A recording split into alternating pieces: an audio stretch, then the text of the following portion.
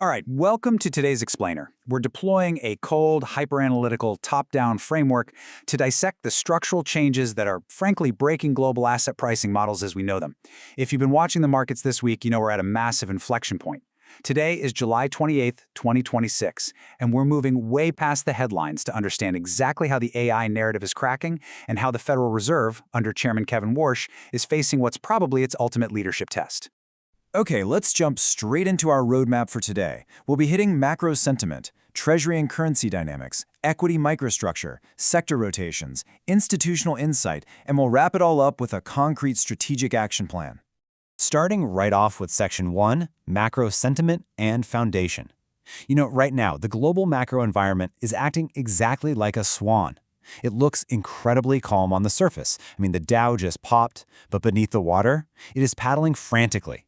And that frantic paddling is driven by real fundamental doubts about AI capital expenditures, mixed with some extreme monetary policy uncertainty. When we cross-validate today's economic indicators, we see a crystal-clear momentum deceleration in the real economy. Just look at the numbers. ADP weekly employment came in at just 15,000, down from the prior 16,500. And the Conference Board Consumer Confidence Index? It missed expectations entirely, landing at 90.8 against a projected 92.4. These aren't just one-off misses, folks. They're synchronized signals of underlying economic weakness. But here is where the tension really ratchets up. The market is currently pricing in a 68.5% probability of a Fed rate pause, but the smart money? They're actively hedging. Citadel Securities is actually modeling a 25 basis point surprise hike. If that happens, it threatens a total collapse of forward guidance under Chairman Warsh. So the market is caught in this vicious tug-of-war between slowing growth and a central bank that might just decide to crush inflation, even if it means sacrificing asset prices. Moving right along to Section 2, Treasury and Currency Dynamics. What's absolutely fascinating here is how fixed income yields and the US dollar are mechanically restructuring asset valuation models. We aren't just looking at yields as numbers anymore, we're looking at them as financial gravity. First up, the geopolitical overlay. We've got a temporary pause in U.S.-Iran strikes, which has driven WTI crude down to around $81, 81.09 to be exact. So we're seeing some short-term relief there. But make no mistake, those underlying geopolitical risks are keeping a rock-solid floor under long-term real rates. The market knows the ceasefire is incredibly fragile. And that brings us to the structural reality we're facing. With the dollar index sitting strong at 101.58, and the 10-year Treasury anchoring at 4.62%, we're witnessing a massive straw effect. It's literally draining global liquidity out of emerging markets and pumping it straight into U.S. safe havens. Plus, a 4.62% risk-free rate acts like an absolute sledgehammer to the dividend discount model. It's forcefully compressing the valuation multiples of high-duration tech assets. Because when the cost of capital stays this high, those distant future AI earnings are suddenly worth a whole lot less today. Let's hit Section 3, Equity Market Microstructure. We need to see exactly how this valuation compression is playing out in the equity market right this second. Institutional consensus is deeply fractured. Look at this stark contrast. On one side, Morgan Stanley is holding fast to an aggressive 7,800 year-end S&P target. They remain firmly bullish on the AI CapEx cycle. But on the exact opposite side, Bank of America has planted a highly defensive flag at 7,100, citing severe caution on valuations and shifting macro winds. This isn't just a minor difference of opinion, it's a fundamental split in how Tier 1 institutions are pricing the future of technology. And when we analyze these proprietary tactical matrices, you can see the capital flows shifting aggressively. Smart money is actively downgrading their heavy tech weightings. They're executing a classic rotation, rebalancing right into industrials, financials, and defensive sectors. That intense Magnificent Seven concentration, it's breaking, and market breadth is finally widening out. Which takes us seamlessly into Section 4, Sector Rotation and Alpha Hunting. This is where yesterday's AI market leaders are rapidly turning into today's laggards, all thanks to these massive capital shifts.